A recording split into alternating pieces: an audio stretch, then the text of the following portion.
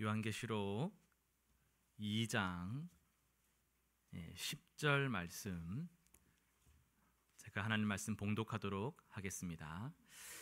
너는 장차 받을 고난을 두려워하지 말라. 볼지어다 마귀가 장차 너희 가운데에서 몇 사람을 오게 던져 시험을 받게 하리니 너희가 10일 동안 환난을 받으리라. 내가 죽도록 충성하라. 그리하면 내가 생명의 관을 내게 주리라. 아멘.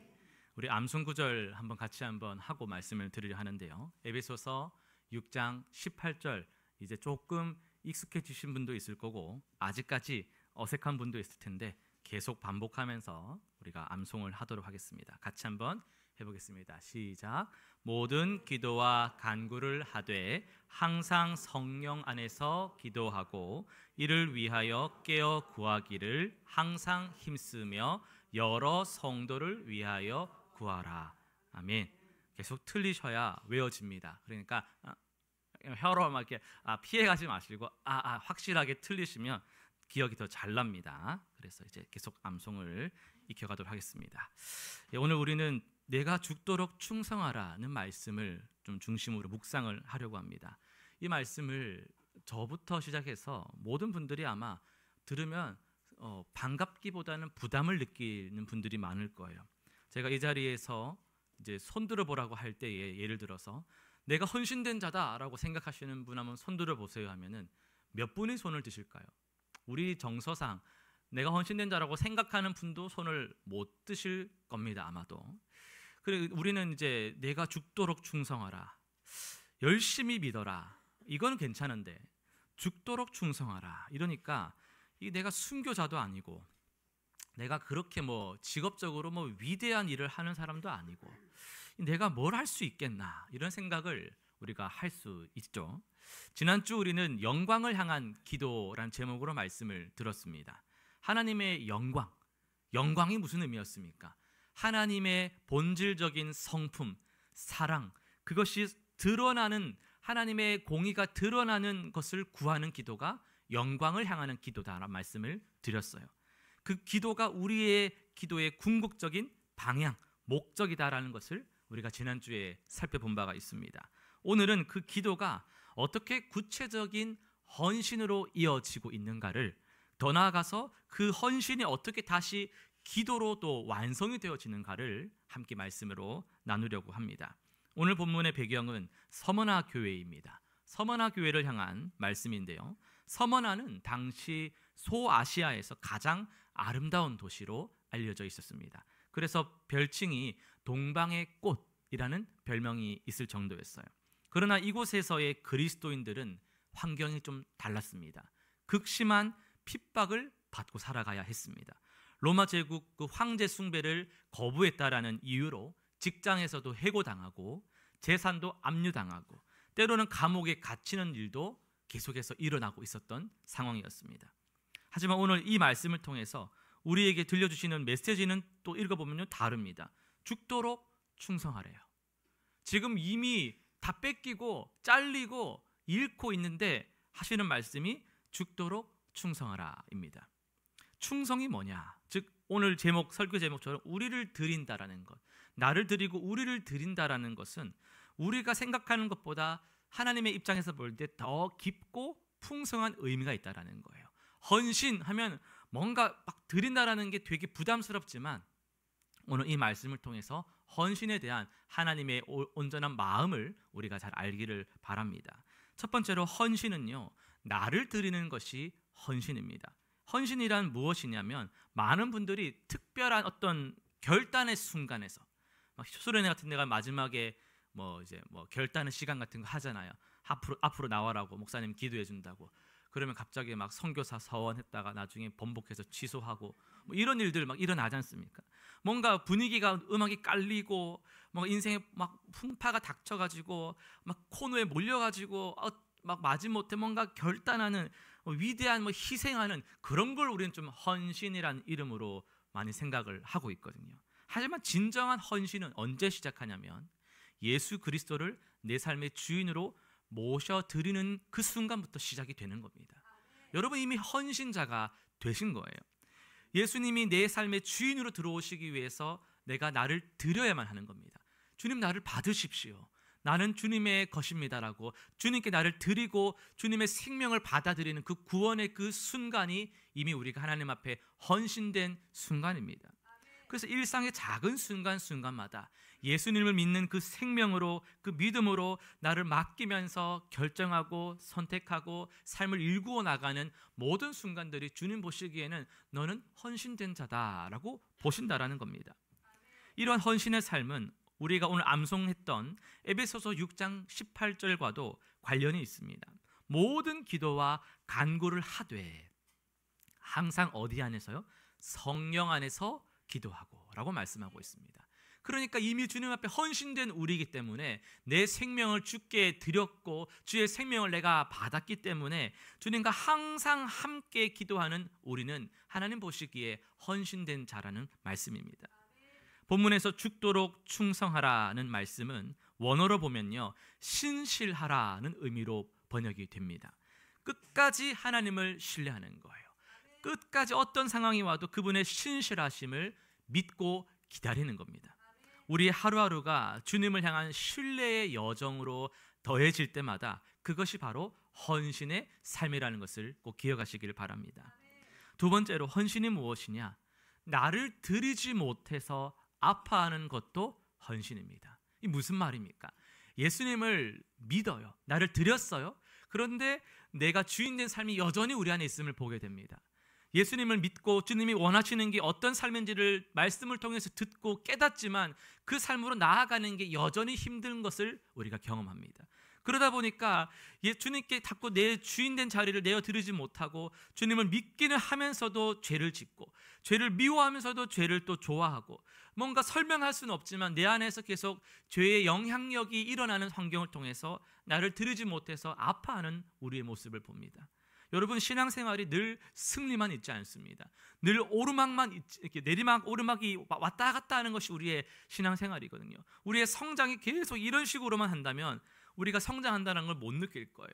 우리가 성장한다는 느낄 때는 오르다가 한번 내려갔다가 다시 올라갈 때 내가 성장했다라는 걸 느끼는 겁니다. 산을 올라갈 때에도 얼마나 올라갔는지는요, 올라가다가 뒤를 돌아보면서 밑에를 봐야 합니다. 지난 시간들을 돌아볼 때에 내가 얼마나 성장했는지를 알게 되는 것이죠. 신앙생활의 우리 시간 속에서는 넘어지고 좌절하고 낭망하고 때로는 분노하고 때로는 정말 마음을 어떻게 할지 몰라 하는 그런 시간들이 있습니다. 우리는 그런 시간을 헌신된 시간이라고 여기지 않죠. 하나님, 제가 이렇게 연약합니다. 제가 죄송합니다. 우리 이런 말들을 하지 않습니까? 그러나 하나님은요, 하나님의 뜻대로 살고자 하나 또 그렇게 못하여 연약하여 막 몸부림치는 그 삶도 헌신으로 받으신다라는 것을 믿으시길 바랍니다. 하나님, 저는 왜 이렇게 연약할까요? 주님, 저는 왜 이렇게 지독하게 안 바뀔까요? 그걸 알지만 바꿀 수 있는 힘이 우리에게 없다라는 것도 알 때에 그런 몸부림을 주님은 귀히 여기신다라는 겁니다. 여러분, 성막에 법궤가 있다라는 것 아시죠? 하나님은 이 거룩한 법궤거든요. 이 거룩한 법궤를 만들 때 어떤 나무를 써야 될 것 같습니까?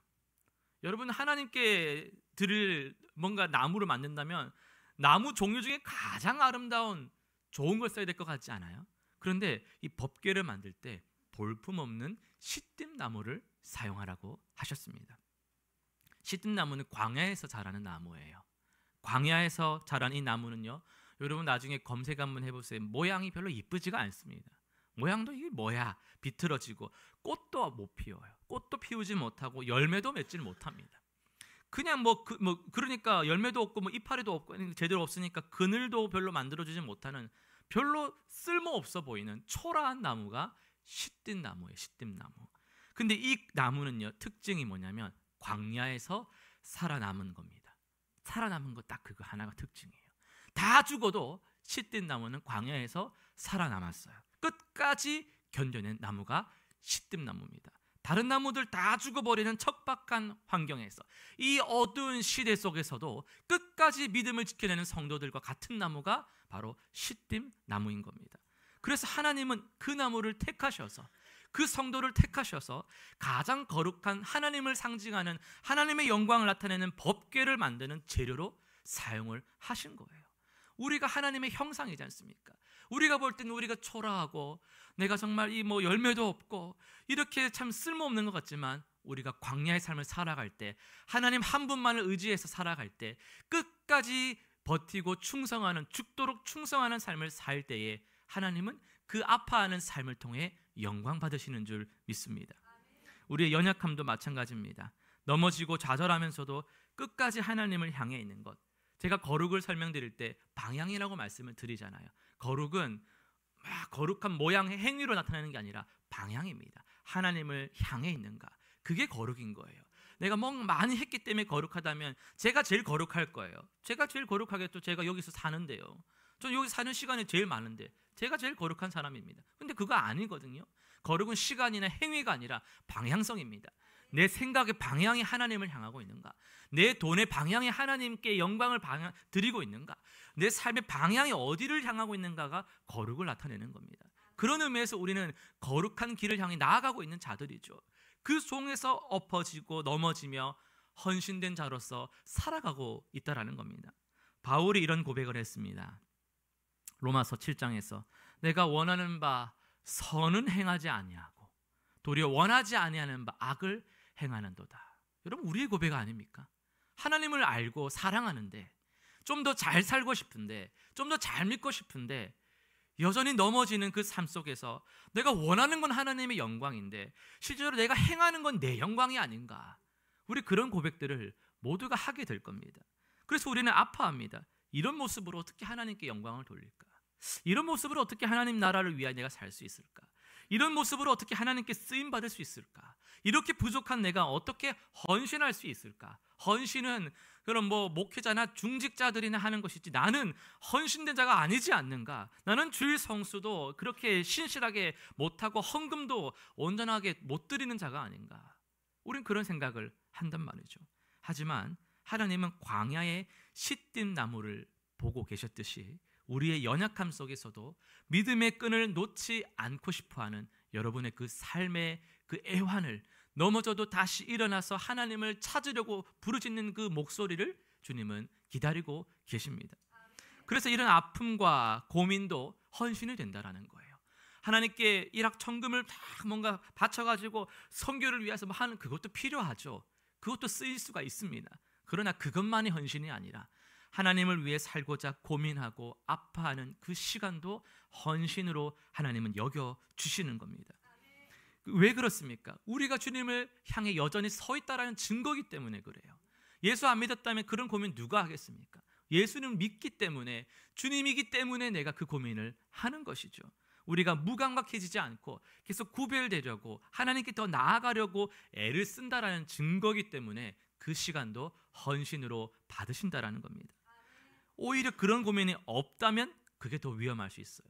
그런 몸부림 없이 아픔 없이 할 것 다 했다고 어깨 피고 내가 하나님 앞에 헌신된 사람이다, 내가 어떤 직분을 가졌다, 권위로 막, 그게 더 위험한 거 아니겠습니까? 그러나 우리의 삶 속에는 내가 더 부족하다라는 걸 깨닫고 더 나은 그리스도인 되기를 갈망하는 마음이 있습니다. 더 깊이 주님 말씀을 실천하고 싶어하는 원함이 있습니다. 광야에서 끝까지 견디는 시뜸나무처럼 이렇게 버티며 하루를 주님께 드리는 우리 모든 순간이 헌신인 것을 믿으시길 바랍니다. 실제로 시뜸나무는 한 그루씩 있어요. 광야에 외롭게 한 그루씩, 막 시뜸나무 숲이 있는 게 아닙니다. 그냥 가다가 한 그루 있는 거예요. 그 보기에는 어떻습니까? 초라하죠.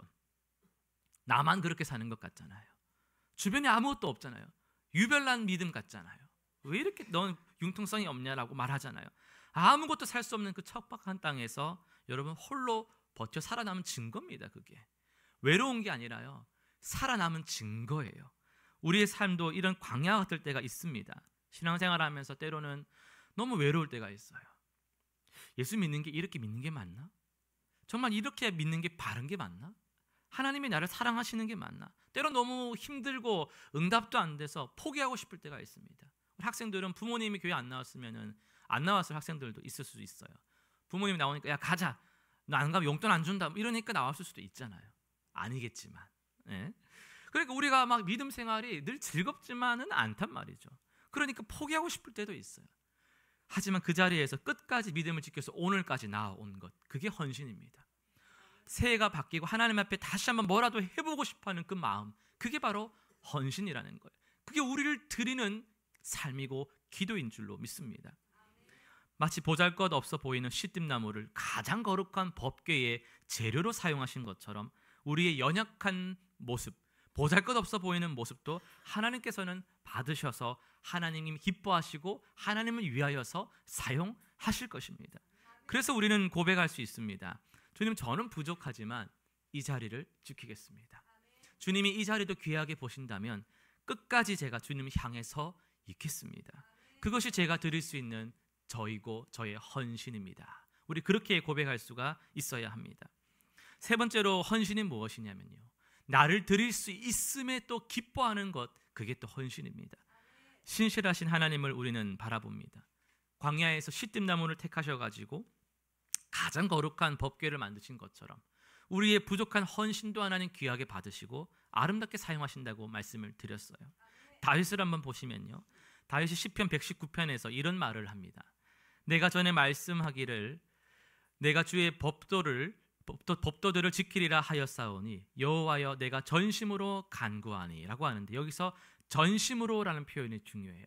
전심으로, 이게 의무감이나 강요에 의해서 일어나는 게 아니라 내 마음에 정말 기쁨과 감사가 넘쳐서 터져나오는 행동이 전심으로라는 말의 뜻입니다. 왜 그렇습니까? 왜 그럴 수 있을까요? 우리가 하나님과 동행할 수 있다라는 것, 영원하신 하나님이 내 기도를 들으신다라는 것, 전능하신 하나님의 내 순종을 기뻐 받으신다라는 것, 그것을 내가 믿어지니까 내 마음이 너무 기뻐서 나를 드릴 수 있는 그 기쁨이 내 안에 충만해지는 거예요. 내가 넘어지고 무너져서 이것도 헌신일까 할 때 그것도 헌신이야 라고 하실 때 점점점 성장해가는 내 모습으로 기뻐하는, 자발적으로 내 시간을 더 하나님께 드리고, 그럼 하나님이 이것도 받으세요 더 주님께 나아갈 때에 나를 드릴 수 있는 그것이 또 하나의 헌신의 증표입니다. 우리를 드린다라는 것은요, 의무감에서 나오는 게 아닙니다. 그냥 교회를 다니다 보면 이 정도 되면 이런 거 해야 돼요, 그런 의무감, 그런 학습, 그런 체계가 아닙니다. 하나님과 함께, 그리고 하나님에 의해서 살아가는 은혜로운 여정인 것이죠. 그래서 이제 이런 말씀을 듣다 보면 오늘의 본문에 죽도록 충성하라는 말씀이 새롭게 들리지 않으십니까? 뭔가 진짜 대단한 것을 해야 된다는 초반의 그런 부담감을 벗어내고 끝까지 주님만을 향해 서라는 그 초청으로 들리지 않으십니까? 이건 대단한 일을 해내라는 하나님의 청구서가 아닙니다. 내가 너를 구원했으니까 너는 이런 삶을 내게 바쳐라는 하나님의 그런 청구서가 아닙니다. 대단한 일을 해내야만 하나님이 영광 받으시는 것도 아니고, 그런 걸 해야만 우리를 기억하셔서 복 주시는 것도 아닙니다. 그게 바로 기복신앙이죠. 하나님과 함께 하나님에 의해 살아내려고 하는 우리의 모든 순간을 포함하고 있는 게 죽도록 충성하라는 말씀의 의미입니다. 어떤 삶이 이런 삶입니까? 아침에 눈을 뜨면서 주님 부르는 삶입니다. 주님, 오늘 하루도 주님과 함께 살기를 원합니다. 침대에 누워서 해도 괜찮아요. 침대에 누워서도 그렇게 기도할 수 있잖아요. 눈을 뜨고 나서 주님 하고 하다 또 하면 또 잤다가 또 일어나고 주님과 함께 하루 시작하는 거죠. 또 아침에 요리하면서도 뭐 하나 마시면서도 찬송 들으면서 주님을 찬양하고, 출근하면서도 직장에 가서도 기도하고 시작하고, 정직하게 하루를 살아내고자 은혜를 구하고, 여러 세상적인 가치관 속에서도 나를 구별하여 달라고 분별의 은혜를 구하면서, 가정에서도 내가 감정적으로 대하지 않고, 친하다고 이제 가족이라고 함부로 대하지 않고, 더 전도하기 위해서 존중하고 더 사랑하기 위해서 배려하면서, 그렇게 계속해서 주님을 의식해서 주님과 함께 그 기도를 살아가는, 기도를 드리는 것, 그게 다 헌신된 자의 삶입니다. 마치 광야의 시뜸나무처럼 그저 그 자리에 서 있는 것 자체로 하나님의 신실하심을 증거하는 것처럼, 우리도 각자의 자리에서 주님을 향한 내 마음을 계속 드리는 것, 계속 드리고 지켜내는 것, 매 순간을 드리는 것이 우리의 헌신이고, 이것이 우리 교회의 비전 두 번째인 우리를 드림, 우리의 꿈인 줄로 믿습니다. 우린 지난주에 우리가 나눈 영광을 향한 기도도 바로 이런 맥락을 통해서 이해를 할 수가 있어요. 기도는 우리가 하나님께 나아가는 통로이고, 헌신은 그 기도가 우리의 삶이 되는 겁니다. 사랑하는 성도 여러분, 우리 교회가 꿈꾸는 올해의 표, 함께 기도하며 자라가는 교회입니다. 이제 그 의미가 더 분명해지지 않습니까? 기도를 통해서 하나님의 영광을 우리는 구할 것이고, 일상의 모든 순간에서 그 씨띠나무처럼 우리의 자리를 끝까지 지켜낼 겁니다. 그렇게 우리를 드리면서 때로는 연약할지라도, 때로는 아파하면서도 과정 그 자체로 하나님과 함께함으로 은혜를 누릴 수 있는 그런 공동체가 올해 우리 드림교회가 되기를 원합니다. 광야의 씨띠나무가 결국 하나님의 영광의 증거가 된 것처럼, 하나님의 법궤에 쓰이는 나무가 된 것처럼, 우리의 모든 순간도 하나님 나라를 비추는 영광의 삶으로 쓰여질 줄로 믿습니다. 어떤 위대한 업적을 이뤄내는 것이 아니라 했습니다. 매 순간 수시로 아니 무시로 주님과 동행하면서 주님의 은혜로만 살아가려고 애를 쓰는 것, 그것이 진정한 우리를 드리는 것입니다.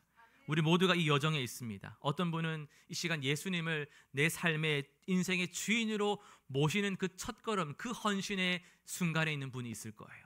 또 어떤 분은 실패와 좌절과 연약함 속에서도 주님을 향해 서 있는, 끝까지 버티는 그 믿음의 자리에 있는 분도 있을 겁니다. 또 어떤 분은 주님과 동행하는 즐거움, 요즘에 주님이 내 말씀에, 내 기도에 응답하시는 그 즐거움으로 더 주님께 나를 드리고 싶어하는 그런 기쁨의 시간 속에 있는 분도 계실 거예요. 그 모든 걸음이 주님 보시기에 다 귀한 걸음이고 귀한 시간입니다. 모든 순간이 우리의 헌신이고 모든 과정이 하나님께 영광을 돌려드리는 시간인 줄 믿으시기를 바랍니다. 우리 시간 같이 한번 기도하며 나아갈 때에 우리의 마음을 주님 앞에 드리며 나아갑시다. 나를 드리는 그 헌신, 나를 드리지 못해 아파하는 그 헌신,